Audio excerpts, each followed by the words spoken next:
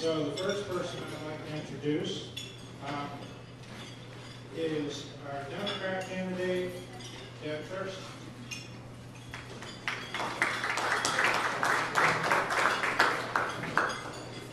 I apologize, independent candidate.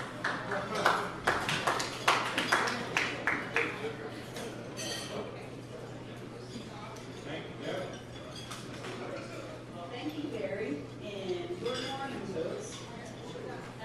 As I was preparing for this morning, I realized that my life financially is, can you hear? It's a little tough. Can you turn Is it that up? better?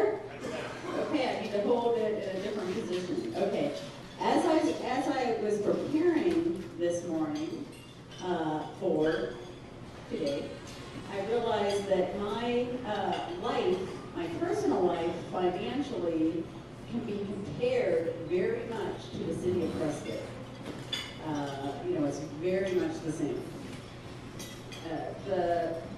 I was a little nervous last night because I needed a haircut. I needed a haircut. But I couldn't afford to go to Walmart or over to the beauty school where I normally go. So I trimmed my bangs myself a little bit, so they were a little neat. And I, got in the shower, washed my hair, got clean, put on deodorant, did the basics that had to be addressed. I couldn't afford to go out and buy a brand new outfit. My pants are a little big, but it's what I have. And that's what we have here in Prescott.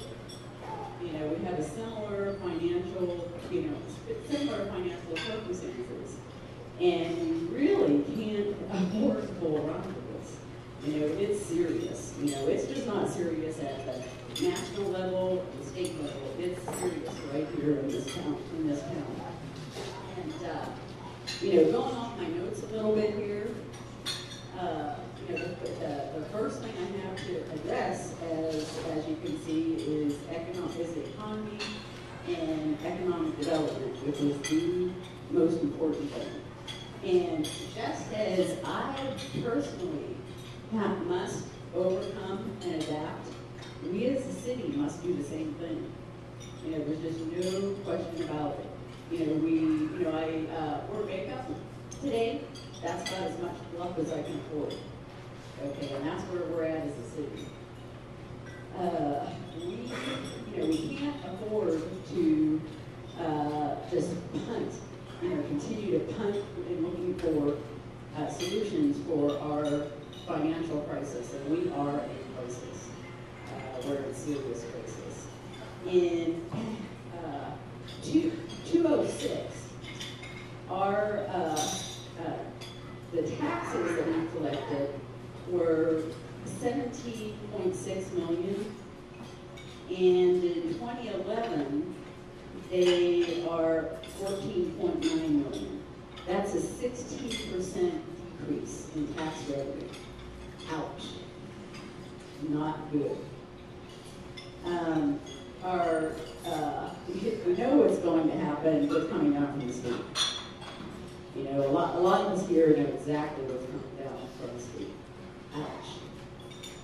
We're in trouble, and we need to be prepared. In that same period of time, our operating budget for the city went up 8%. Our mayor and city council portion went up 94%. Shame on us. Shame on us. Did no one know the state of the economy? Did no one know that? We have enough intellectual capital in our community to best deal with these financial issues, and I feel that it's very important that we put this to use. We have plenty of that in the city. We don't need to be out there buying brand new golf carts at this time. Not necessary. We don't need it. It's fluff. We have no business absolutely no business handing over $2.2 million to a developer, as we recently have. I feel like they just came up here and thought they had a bunch of local yokels that they could pull one over on, because they couldn't pull it over on them down in the Valley of the Sun. And, so they pulled it over on us up here. And, time will tell, but that's fluff. It's fluff that we don't need. It's nice to have a Trader Joe's, but we didn't have to pay $2.2 million for it. Tourism. Tourism is, and you can stop me if I run over, because I have a lot to cover. Okay. Tourism is important. It's very crucial to our area, but it's only one piece of our economic pie. It's just one piece of it. How do we address our job situation? In a good economy and trust it, many of our people, many of our citizens were working, I've done it myself, we're working 3 part-time jobs to get by. What are we going to do to address this? In the current economy, it's a disaster, a disaster.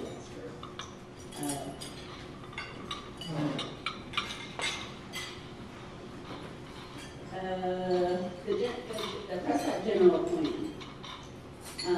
We have all this intellectual capital.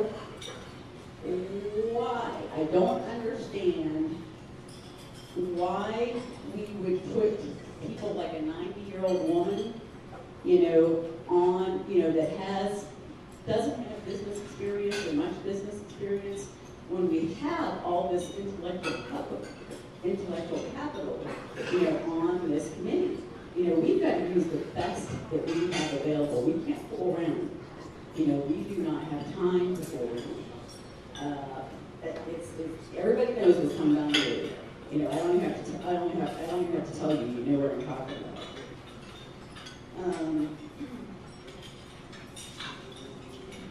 Do we not want to put smart people, in those positions, or do we just want to put people in those positions that can be controlled?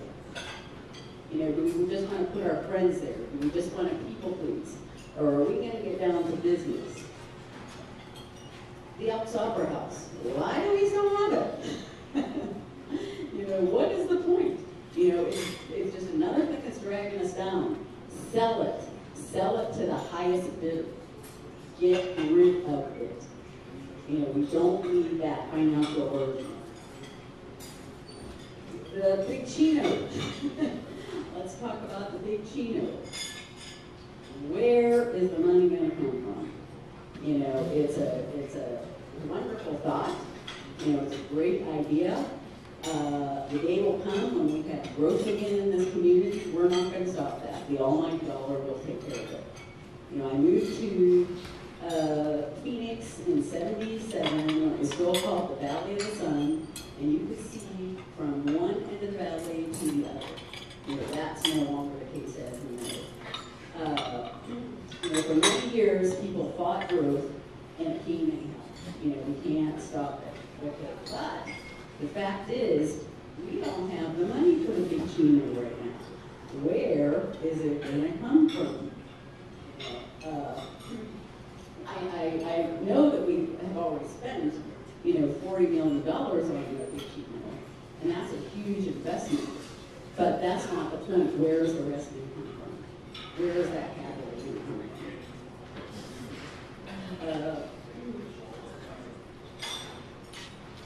from? One of the places that it could come from, just one idea, is if we want to pull together and play well with our neighbors, and consider regional economic development, as opposed to solely focusing on Prescott.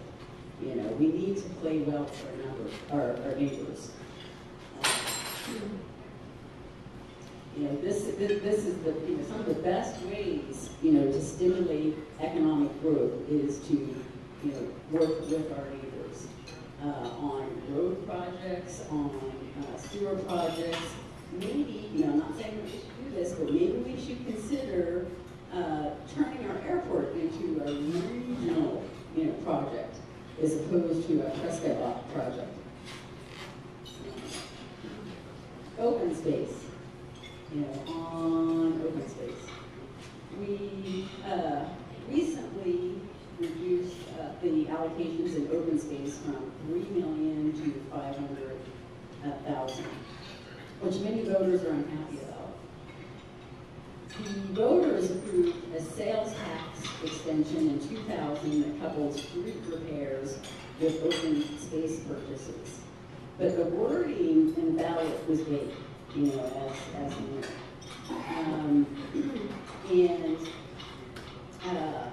That has also led to lawsuits. Another thing that, how do we prevent, all the lawsuits that we have coming at us?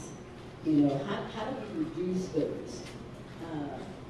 One of my ideas for that is it starts at that podium and council chambers. Many of our lawsuits start right there because no one is listening. What has just happened out at the rodeo grounds is a darn good example. We've known about that problem and the health and safety hazards there since we purchased the property. We've known about that. Why has that not been addressed? Now, in this horrible economy that's coming at us, we don't have a choice. It has to be addressed. And, my feeling is the reason that it hasn't been addressed, until now is because no one stopped to listen at that guy at the podium. And that's part of, my forum is that, and my platform is that I am ready to listen to you, each and every one of you. What you have to say, because I value it, it's important. And you know what? You may know something I don't know. Thank you. Are there any questions?